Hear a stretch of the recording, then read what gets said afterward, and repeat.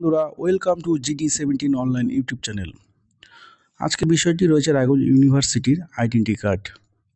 বন্ধুরা, তোমরা হয়তো অনেকে জানো, অনেকে জানো না। রায়গঞ্জ ইউনিভার্সিটির মেন ক্যাম্পাসে প্রবেশ করতে গেলে পরে স্টুডেন্ট আইডেন্টি কার্ড প্রয়োজন রয়েছে। তাই অনেকে হয়তো জানো না যে স্টুডেন্ট আইডেন্টি কার্ড তোমাদের আইডির মধ্যে রয়েছে। কী করে তোমরা ডাউনলোড করবে তা আজ স্টেপ বাই স্টেপ তোমাদের এই ভিডিওর মাধ্যমে দেখিয়ে দিব। তাই তোমরা প্রতিটি ভিডিওটি ঠিকমতো দেখবে এবং স্কিপ করবে না, ফুল ভিডিওটি তোমরা দেখো। প্রথমে তোমরা রায়গঞ্জ ইউনিভার্সিটিতে গুগলে সার্চ করবে, গিয়ে তারপর ইউনিভার্সিটিতে ক্লিক করবে। তারপরে এভাবে তোমাদের সামনে ইউনিভার্সিটির পেজটি ওপেন হয়ে যাবে।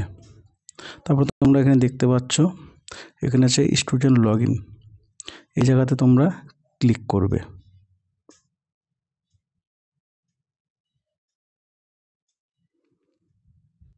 তারপর তোমরা এখানে দেখতে পাচ্ছ স্টুডেন্ট লগ ইন রেজাল্ট। তোমরা স্টুডেন্ট লগ ইনে এখানে ক্লিক করবে।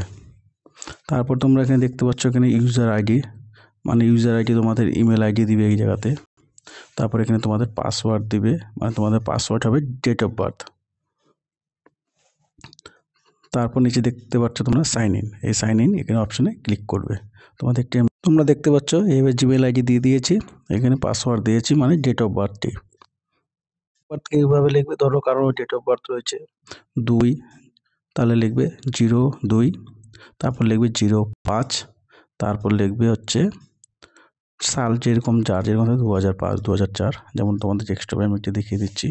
পাসওয়ার্ডটা লেখার নিয়ম হচ্ছে ধরো 02, তারপর আবার 02 যদি থাকলো 2, 2005, এইভাবে তোমরা ডেট অফ বার্থটি বসিয়ে দেবে, এটি তোমাদের পাসওয়ার্ড।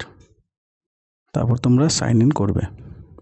সাইন ইন করার পরে এইভাবে তোমাদের সামনে আরেকটি পেজ ওপেন হয়ে যাবে। তারপর তোমরা এখানে দেখতে পাচ্ছ এখানে লেখা আছে স্টুডেন্ট আইডি, তোমাদের দেখিয়ে দিচ্ছি কপটে করে। এই এখানে দেখতে পাচ্ছ স্টুডেন্ট আইডেন্টি কার্ড, এখানে ক্লিক করবে। ক্লিক করার পরে তোমরা এখানে দেখতে পাচ্ছ চলে এসেছে। তারপর এখানে যেখানে এই সিম্বলটা দেখতে পাচ্ছ, তোমাদেরকে দেখিয়ে দিচ্ছি, এই জায়গাতে তোমরা ক্লিক করবে। এই জায়গাতে তোমরা ক্লিক করবে। ক্লিক করার পরে তোমাদের আইডেন্টি কার্ড শো করে যাবে। এইভাবে দেখতে পাচ্ছ তোমাদের আইডেন্টি কার্ডটি শো করে গেছে। তারপর তোমরা এটিকে ডাউনলোড করে নেবে, করে নিয়ে যে কোনো ক্যাফের থেকে তোমরা প্রিন্ট আউট করে নেবে। যদি ভিডিওটি ভালো লাগে তাহলে লাইক অ্যান্ড সাবস্ক্রাইব করবে এবং বন্ধুদের মধ্যে আরও শেয়ার করে দেবে। ধন্যবাদ।